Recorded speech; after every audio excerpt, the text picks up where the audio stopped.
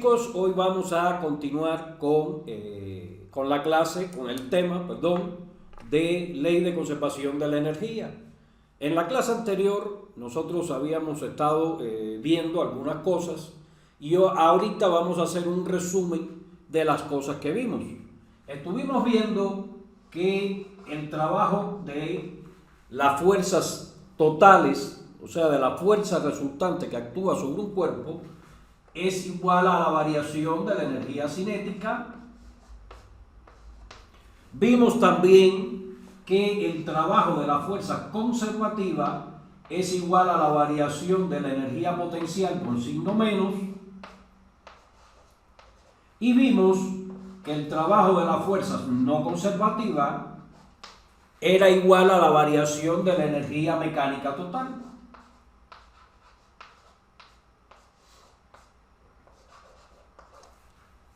Donde la energía cinética la habíamos definido como un medio de la masa por la velocidad del cuerpo al cuadrado,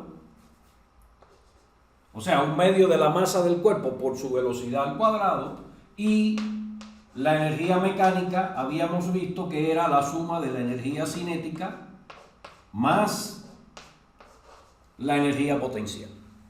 ¿De acuerdo?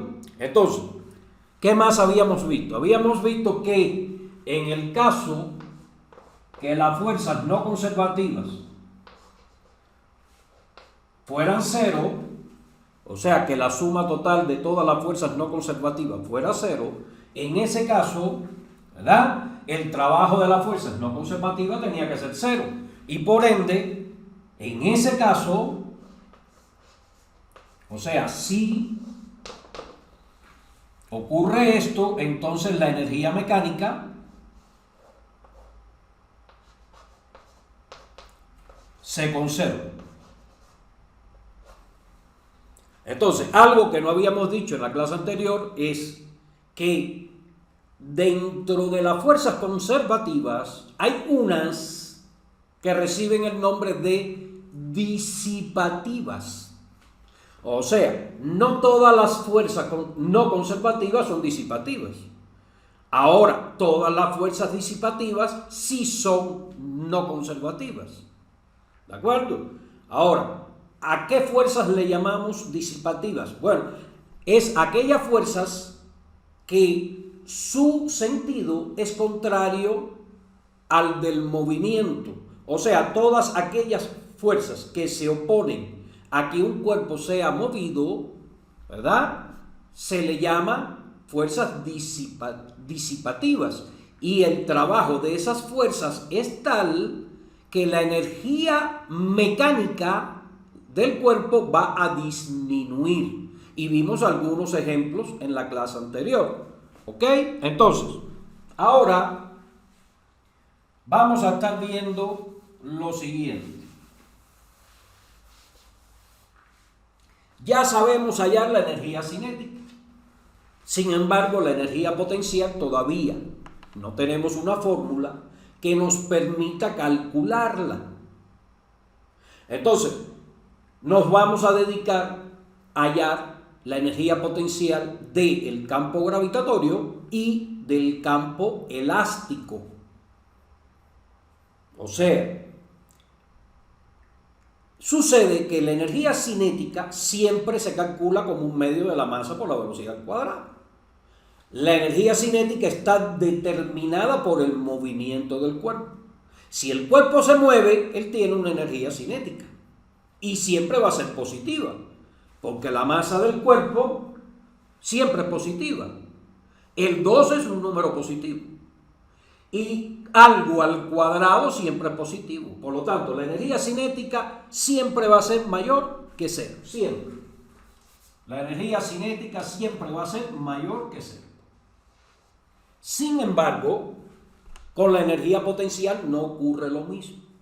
La energía potencial no está determinada por el movimiento, sino por el tipo de interacción entre los cuerpos.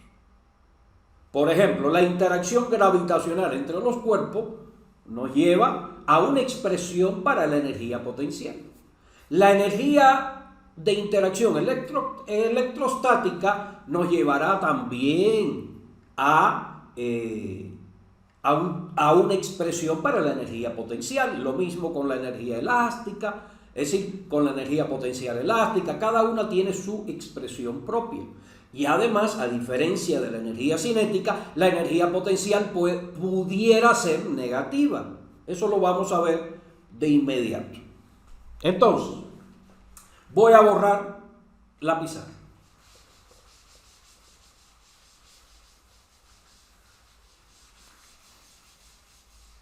Vamos a ver el caso de la energía potencial gravitatoria. Primero les voy a demostrar que la fuerza gravitatoria es una fuerza conservativa. Y al mismo tiempo les voy a demostrar la expresión para calcular la energía potencial gravitatoria. Entonces vamos a recordar el concepto de fuerza conservativa.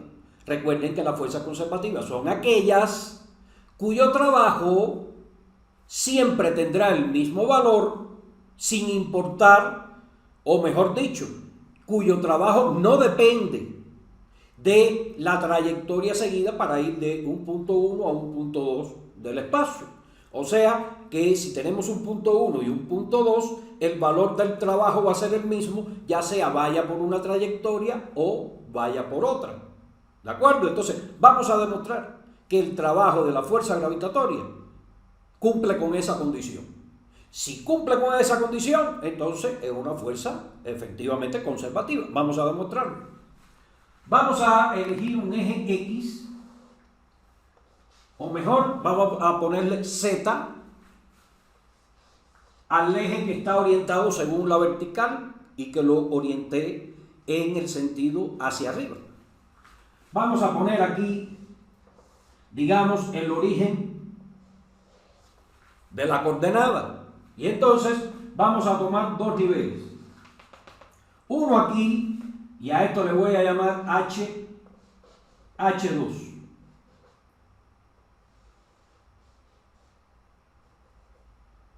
H sub 2. Y aquí voy a tomar otro nivel que le voy a llamar a esta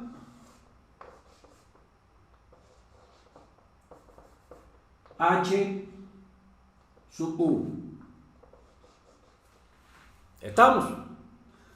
Entonces, en realidad lo que tenemos aquí es un valor Z sub 1 en este punto, y en este punto tenemos un valor Z sub 2. Entonces yo a esta distancia le llamé H sub 2 y a esta H sub 1. Y entonces vamos a hacer lo siguiente, vamos a elegir dos puntos. Uno aquí y otro punto acá. Y vamos a dibujar dos trayectorias diferentes. Entonces, una va a ser así, desde 1 hasta 2, y la otra la podemos elegir, digamos, así. A esta le voy a llamar L1, L sub 1, y a esta vamos a llamarle L sub 2. ¿De acuerdo? Entonces, vamos a buscar, vamos a ver, vamos a comprobar a ver si el trabajo por este camino es igual al trabajo por el otro. ¿Estamos? Entonces, resulta que el desplazamiento total del cuerpo es desde 1 hasta 2. Ese es el desplazamiento total, que yo le voy a llamar delta R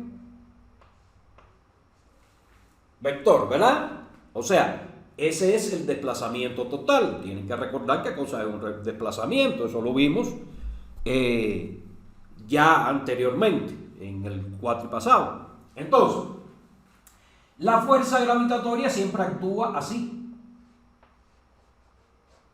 según la vertical y en el sentido que va hacia el centro de la Tierra. Ahí estaría aplicada la fuerza de gravedad sobre el cuerpo y va a ser M por G. ¿Estamos? Entonces, vamos a hallar el trabajo de esa fuerza. El trabajo de esa fuerza es, como ya sabemos, bueno, desde la posición 1 hasta la 2, ¿de quién? De el producto escalar de esa fuerza por el diferencial de desplazamiento. Si hallamos este producto escalar, ¿verdad?, nos va a quedar algo. Vean que aquí hay entre F, que está aquí, y DR. Un DR es un pedacito aquí cualquiera de esa línea. Esto es el desplazamiento total, pero un delta, un infinitésimo de desplazamiento sería un pedacito ahí, el delta R, que estaría apuntando en esta dirección, que es el que tenemos a delta R, porque va desde 1 hasta 2. ¿De acuerdo? Entonces, si ustedes hallan el producto escalar ese, ¿qué les va a quedar? La proyección, ¿verdad?, de ese vector sobre el eje, sobre el eje Z o sobre la fuerza, ¿verdad? Entonces, ¿a qué va a ser igual a eso? La fuerza de gravedad siempre tiene la misma dirección y sentido. Y su valor modular, su módulo, es m por g. G es una constante conocida. Y la masa del cuerpo lo vamos a suponer que no cambia en este caso. Por lo tanto, m por g es una constante. Y la dirección y sentido permanece todo el tiempo en la vertical y apuntando hacia el centro de la Tierra. Por lo tanto, yo puedo decir que esa fuerza siempre es constante y por lo tanto puede salir para afuera del signo de integral y multiplicar eso escalarmente por la integral de 1 hasta 2 del vector de R. Pero eso no es otra cosa que el producto escalar entre F y este dr que tenemos acá, el dr grande. Entonces es preferible hacerlo así. O sea, vamos a olvidarnos de esto para hacerlo más rápido y entendible.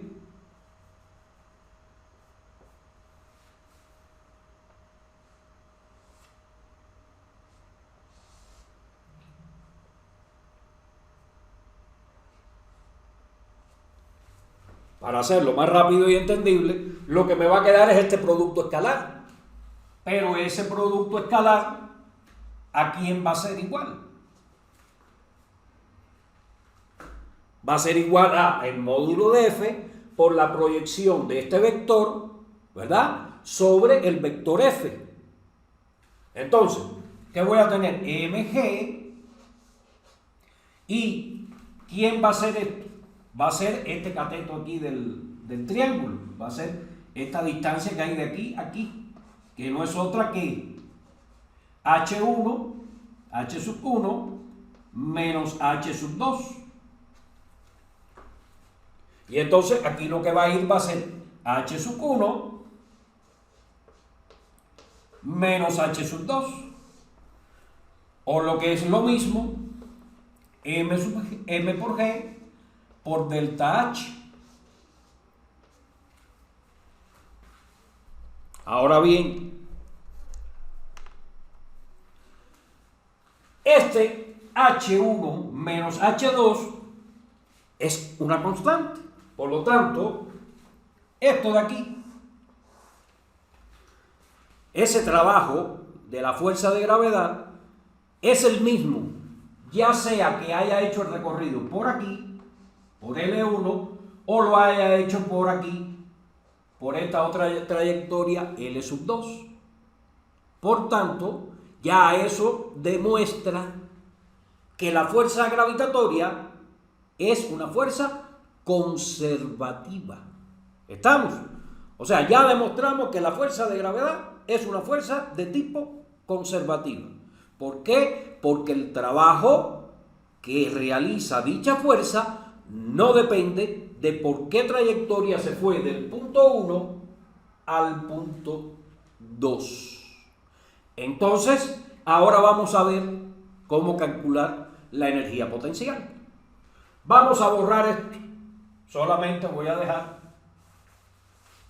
el resultado que nos dio el trabajo. O sea, el trabajo de la fuerza de gravedad nos dio mg por h sub 1 menos mg por h sub 2. Vamos a borrar el resto.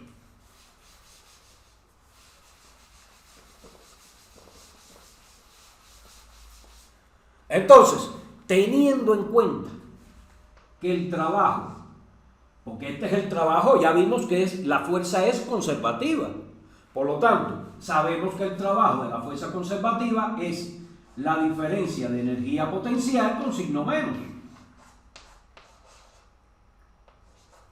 Y comparando esas dos, vemos que la energía potencial 1 es igual a mg h sub 1. La energía potencial 2 es igual a mg h sub 2. ¿Qué quiere decir eso? Que en general podemos definir la energía potencial como el producto de mg h. Entonces ya tenemos la energía potencial gravitatoria, ya sabemos cómo medirla, ya sabemos cómo calcularla. Sencillamente determinamos quién es la masa del cuerpo, sabemos quién es la aceleración de la gravedad, determinamos a qué altura está sobre un nivel que elegí como 0. O sea, elegí un nivel cualquiera como nivel de energía potencial 0. O sea, como H0, o lo que es lo mismo, elegí el origen de las coordenadas Z, en este caso que le llamamos Z, lo elijo donde yo quiera. Y entonces, en dependencia de eso, es el valor de la energía potencial a una altura determinada sobre ese nivel. Y como les decía, a diferencia de la energía cinética, la energía potencial puede ser negativa. Por ejemplo, imaginen que yo elija la superficie de la Tierra como el nivel 0 y que excave un pozo. Pues bien, en el fondo del pozo y a cualquier coordenada de la Z que esté por debajo de esa superficie de la Tierra, la energía potencial va a tener un valor negativo. Y dice así el problema que vamos a resolver ahora. Dice, un cuerpo cuya masa es de 1 kilogramo se desliza por un plano inclinado de 10 metros de longitud, uno de cuyos extremos se encuentra a 1 metro de altura y el otro extremo en el suelo. Y nos piden hallar la energía cinética del cuerpo en la base del plano inclinado. Nos piden 2 incisos más. Aquí vamos a resolver solamente el primero, los otros 2 los van a resolver ustedes de tarea en su casa.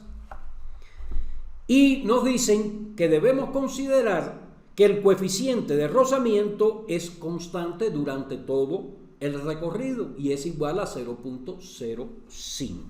Entonces, dejo de compartir la pantalla. Ese plano inclinado tiene una longitud L. Y tiene una altura H. La altura H de 1 metro, eso nos lo dan como datos, como información.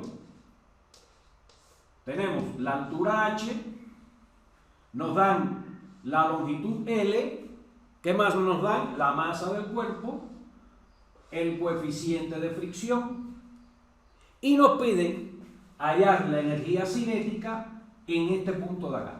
Aquí yo le voy a llamar a este punto 2, a este le voy a llamar punto 1, y nos están pidiendo la energía cinética en 2. ¿De acuerdo? Entonces, ¿cómo lo vamos a hacer? Pues tenemos que recordar todo lo que hemos visto sobre este tema. Entonces, sabemos que la fuerza total genera un trabajo igual a la diferencia de energías cinéticas. Y que eso es igual ¿a quién? Al trabajo de las fuerzas conservativas más el trabajo de las fuerzas no conservativas. El trabajo de las fuerzas conservativas vimos que es la diferencia de energía potencial con signo menos. Más ¿quién? El trabajo de las fuerzas no conservativas, porque en este problema en concreto, además de la fuerza de gravedad, hay una fuerza que es no conservativa, que es la fuerza de fricción. ¿De acuerdo? Entonces, sería la integral desde 1 hasta 2, ¿de quién? De la fuerza de fricción, que es la fuerza no conservativa que hay, multiplicada escalarmente por dr. Entonces vamos a ver las condiciones, esto es en general, y la fuerza de fricción porque es la que está presente en este caso. Ahora, vamos a ver las particularidades que nos está diciendo el problema. En este punto la energía cinética es cero porque el cuerpo está en reposo.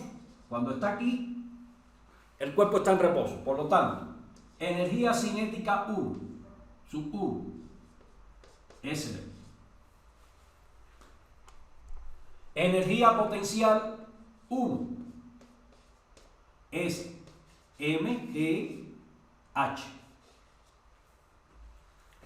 Energía cinética 2 no la conocemos porque es lo que nos pide. Energía potencial 2, como aquí está ya este nivel, yo lo puedo tomar ya como el cero de energía potencial, pues cero. O sea, aquí h, o sea, la altura, si yo tomo el eje, un eje z para acá, y aquí pongo el origen de las coordenadas, ¿verdad? La altura es h. Entonces, la energía potencial en este punto es cero. Entonces, esto lo voy a poner aquí en esta fórmula. Esto ya no lo voy a poner lo del trabajo, sencillamente me va a quedar energía cinética 2, que es lo que quiero hallar. Esto es lo que necesito hallar. La energía cinética 1 es cero, por lo tanto no la pongo. Igual, la energía cinética potencial 1, disculpen, es mgh. Y la energía potencial 2 es 0, entonces no la pongo.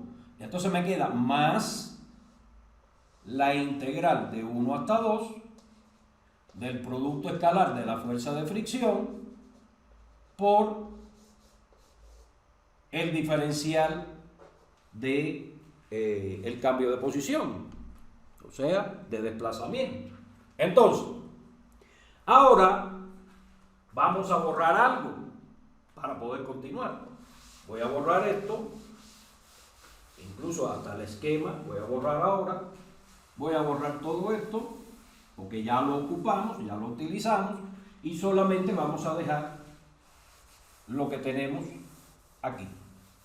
Bien, entonces,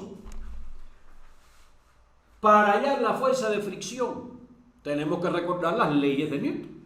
¿Cómo lo vamos a hacer? Tenemos nuestro plano inclinado.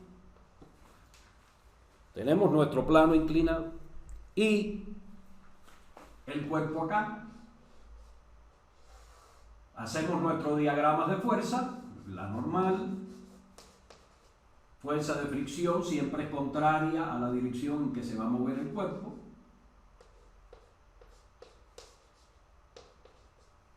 Y la fuerza de gravedad de la Tierra. Estas dos fuerzas conforman ¿cuál? La fuerza de interacción del plano con el cuerpo. Recuerden que hay dos fuerzas, producto de interacción, la del plano con el cuerpo y la de la Tierra con el cuerpo. Y estas dos son componentes de esa fuerza de interacción del plano con el cuerpo. Entonces, tenemos que plantear las ecuaciones, ¿verdad? Pero vamos a tomar el eje Y así, perpendicular, el eje Y así, perpendicular al plano, y el eje X paralelo al plano, así. O sea, la orientación de los ejes coordenados los vamos a tomar de esa manera. Y entonces, ¿qué tenemos? Planteamos la segunda ley de Newton, como ya conocemos, y planteamos cada una de las ecuaciones escalares. Yo voy a escribir nada más una sola de las ecuaciones escalares, porque la otra ecuación escalar en el eje X no me va a ser de utilidad. Por lo tanto, voy a pasar directo para ahorrar tiempo. Después ustedes lo hacen escribiendo las dos ecuaciones, pero yo voy a pasar directo a escribir el eje, las proyecciones en el eje Y. ¿Y qué vamos a tener? La normal es positiva, en este caso, porque el eje Y y la normal forman 0 grados y el coseno de 0 es 1. Y tenemos la componente de la fuerza gravitatoria en el eje Y, que va a ser menos mg por el coseno de este ángulo, que vamos a llamarle teta. Entonces, coseno de teta. Y entonces, ¿qué tenemos ahí? Que todo eso tiene que ser igual a 0, porque en la dirección Y el cuerpo no se mueve. Por lo tanto, la aceleración en Y es 0. Y vamos a hacer uso de esta otra ecuación. El módulo de la fuerza de fricción habíamos visto que es μ por la normal. Entonces, la normal la despejamos de esa ecuación y la ponemos acá. Por lo tanto, el módulo de la fuerza de fricción, ¿a quién va a ser igual? A μ por m por g y por el coseno de teta. ¿Estamos? Y eso es lo que vamos a poner aquí. Eso es lo que vamos a poner aquí, donde está la fuerza de fricción. Entonces, ¿qué nos va a quedar? Nos va a quedar que esto es mgh menos, ¿verdad? Porque este producto escalar nos va a dar menos, porque va contrario a dr. O sea, dr con la fuerza de fricción forman 180 grados y el coseno de 180 es menos 1. Por lo tanto, ya voy a poner menos directamente. Mu es una constante, m es una constante, g es una constante, coseno del ángulo es una constante. Y todo eso nos va a quedar multiplicado ¿por quién? Por la integral desde 1 hasta 2. ¿De quién? De x. Porque todo esto es constante y lo pude sacar fuera de la integral. ¿Qué me va a quedar todo eso en definitiva? Me va a quedar que la energía cinética 2, que es la que estoy buscando, ¿a quién va a ser igual? A mgh, mírenlo aquí, menos mu mg coseno del ángulo. Esto aquí, esta integral me da x, evaluada del punto 1 al punto 2, es L nada más y nada menos. Me da como resultado L, por lo tanto esto va a ser por L. Y el coseno de este ángulo es muy fácil de hallar, porque me dan esta altura, o sea, el cateto opuesto a ese ángulo, y me están dando la hipotenusa, que es L. Y el coseno es igual al cateto adyacente sobre la hipotenusa, que es L. Entonces, ¿qué va a suceder? Que cuando yo sustituya aquí, me va a quedar algo sobre L. Las L se van a simplificar. Y por lo tanto, me va a quedar que la energía cinética 2 es igual a m por gh menos mu m por g. Y aquí me va a quedar raíz cuadrada de L cuadrado, que es la hipotenusa, aplicando Pitágoras, menos H cuadrada. Eso me da el cateto adyacente. Entonces, cateto adyacente sobre hipotenusa, la hipotenusa que es L se me va con este L y me queda como resultado final esto que tengo acá.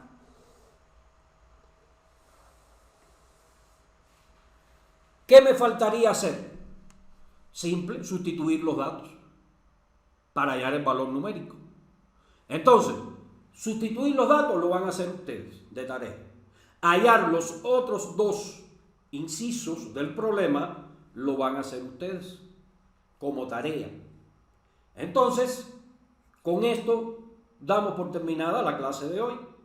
Les agradezco como siempre su presencia y nos estaremos viendo sin falta alguna en la clase de mañana. Gracias, chao.